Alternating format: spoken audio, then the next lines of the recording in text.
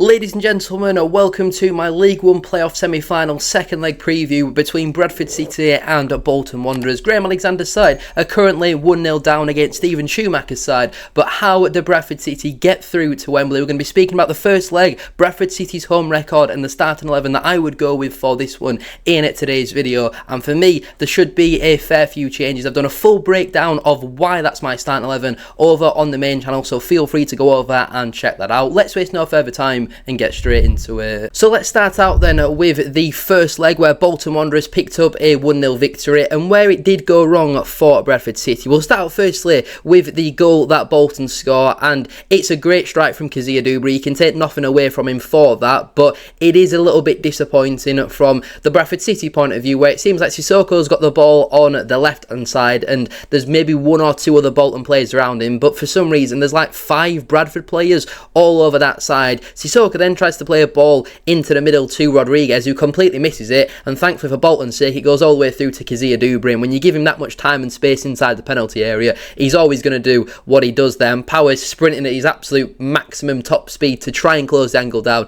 and he just can't get there quick enough, and in the end it's a brilliant finish from Kezia Dubry. But for me, I wouldn't say visions, but I've thought about what happened 5 minutes later a lot, where Curtis Still just passes the ball straight to Kezia Dubry. It is pretty poor play from Curtis Still, and Kezia Dubry gets 1v1, and it seems to be one of his 2 trademark finishes. The other one was obviously the goal that he scored, but this one that in particular that I'm talking about, where he shifts it on his right foot and he almost just p-rolls it across the goal and into the bottom corner. It hits the inside of the post, seemingly rolls along the goal line, and somehow doesn't end up in the back of Bradford City's net. And I think if that goal goes in, the tie probably is over, because we know scoring goals has been a big issue for Bradford City. We have very rarely scored more than 1 goal at Valley Parade for quite a while, and that is a little bit of a problem. I do think the best that Bradford City can hope for is to either beat them 2-0 on the night, which I think is unlikely, to be honest with you, or play for a 1-0 and then try and beat Bolton on penalties. And I wouldn't say I'm confident that we beat them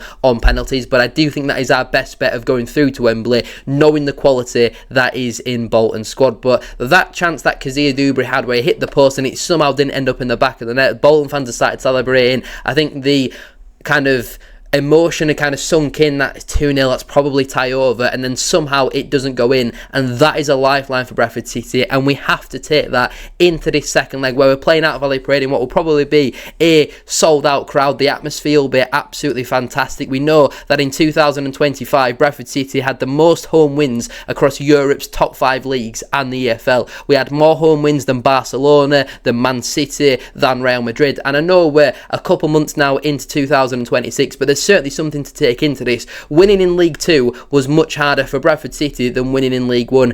Every team in League 2 came and sat in a 5-4-1 and parked the bus, and we had to try and break them down. There's only really been 2 or 3 teams that have done that at Valley Parade this season, and I know that a lot of Bolton fans seem to be underplaying what Valley Parade can do, but you look at some of the teams that we've beat at Valley Parade over the years: Arsenal, Aston Villa, Leeds, and that's not even mentioning half of them really. You look at in 2025 we picked up the most amount of home points in the top 4 tiers. If Bolton want to underestimate and undermine Valley Parade, that is completely fine by us, because we saw a couple of weeks ago where Bolton probably were the better side in that game that did finish 1-1, but shooting towards the Kop in the second half, it seems to just suck the ball into the back of the net, and that's what it did in the end through a brilliant strike from Caden Jackson. We also absolutely need stronger officials, because both the linesmen, both the referees that we used were absolutely dreadful in that first leg. We have an absolute stonewall penalty, not even denied by the referee, he just plays advantage for it. I've done a full breakdown of that over on More SHD yesterday, how we were robbed of a stonewall penalty. Nick Powell is clearly being assaulted really by Osei Tutu inside the penalty area. The referee clearly signals for advantage when we've got the ball practically on the halfway line. It's absolutely horrendous officiating, and we simply need a stronger official. We don't need an official in this one that's coming to prove a point that he's not going to get kind of brought in and sucked in by the Valley Parade atmosphere. We just need a competent referee. I think the referee for the second leg has not officiated in the third tier all season. I'm pretty sure he's a championship referee, so you'd like to think he's half decent, but the useless and incompetent officials that we had on Saturday, hopefully, I mean, it'll be pretty impossible for them to be any worse than that, surely. Before we do go any further though with today's video, don't forget to like, comment and subscribe. We are aiming for 150 likes on today's video. Next to me now is the starting 11 that I would personally go with if I was Graham Alexander for this game. Now, I have just previously mentioned that I've done a full breakdown on why this is my team over on the main channel earlier today, so I've gone with 4 changes. I'd move Ibu Toure into the back 3 and I'd bring Curtis Till out. I'd also bring Matt Pennington in for Joe Wright. Tyreek Wright, who, yes, has had a real lack of football recently. His first inclusion in the matchday squad was on Saturday, where he got about half an hour, but we know he is incredibly fit, and again, this could be our final game of the season. He's going to get a big rest potentially after this game if we don't win. And even if we do win, there's 10 days then until Wembley, so that would then give him a more than long enough time to potentially be rested up. I'd also bring in Stephen Humphries for George Lapsley and Nick Powell for Caden Jackson. Now, when you look at that back 3 for Bradford City, yes, it does lack a little bit of height, and if they were to start at Dolby, that could be a little bit of an issue for Bradford City, but I think when you look at some of our best results this season, you think Huddersfield at home, you think Cardiff away, where we scored 3 goals in both of those games. That was the starting back 3 for Bradford City, and it's because there's a lot of technical ability in there, and when Bolton might not necessarily come out of the traps and be really high pressing, it would allow us to get Bolton in the middle, which is very important for the way that we play, especially with the pace of Nerfil and Tyreek Wright in the wing backs. We absolutely have to have Aidan Baldwin in the middle of that back 3. I think we need Toure in there for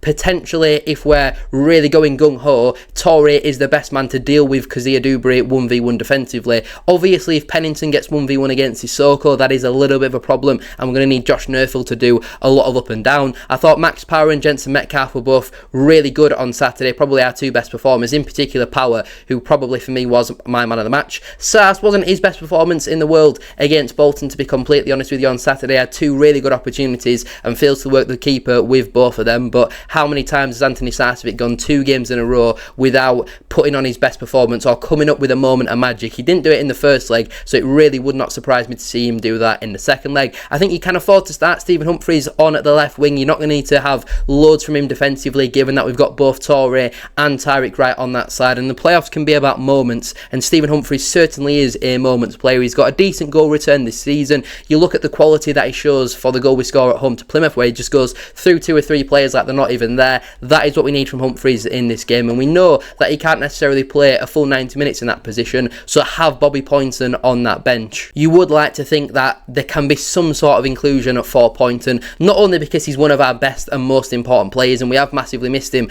over the last couple of games since he picked up that injury at home at 2 Stevenage, but the lift that it'll give the crowd and the fans, even if he comes on for 10-15 minutes or so, and again, similar to Tyreek Wright, if we do then get through to Wembley, then he's got around 10 days or so to really rest up the ankle, possibly, or if we don't get to Wembley, then he's got a couple of months to have a full reset and refresh. And then obviously, as my striker, I would go with Nick Powell. I don't think Jackson has been great in the recent couple of games against Bolton. I don't think it really suits him. We need a bit more of a physical presence at the top end of the pitch, and I know Nick Powell has only started 1 game for Bradford City, was subbed off at half-time away at Newcastle, and then obviously missed the next 6 or 7 months through injury. But again, he obviously is out of a contract with Bradford City, and the same thing can be said. You'll then have 10 days to potentially rest him up for Wembley, or again, he might potentially move on in the summer as well when his contract does expire. So that would be my starting 11. On the bench, I'll have the likes of Joe Hilton, Harrison Ashby, Joe Wright, Curtis Till, Bobby Poynton, Caden Jackson and Will Swan. At this moment in time, if you are to include Bobby Poynton on the bench, that would mean that no players are unavailable for Bradford City. So then the players who miss out then through selection would be Kieran Kelly, Lee Evans, Louis Sibley, Joe White, George Lapsley, Paul Mullin and Ethan Wheatley. I do think that is quite harsh on George Lapsley, and he would be on the bench if Bobby Poynton